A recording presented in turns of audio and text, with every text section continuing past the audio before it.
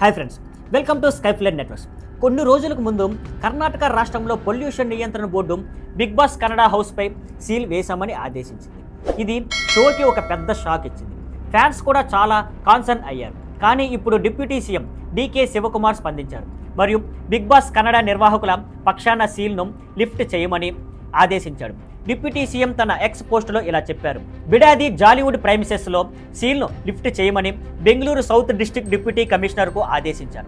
ప్రకృతి పరిరక్షణ నా కట్టుబాటు, కానీ ఎన్విరాన్మెంట్ వైలేషన్ని సమయానికి పరిష్కరించేలా స్టూడియోకు అవకాశం ఇస్తాం. కన్నడ ఎంటర్టైన్మెంట్ ఇండస్ట్రీని కూడా మద్దతు ఇవ్వడం మా బాధ్యత. ఈ నిర్ణయం మిక్స్డ్ రియాక్షన్కి దారి తీసింది.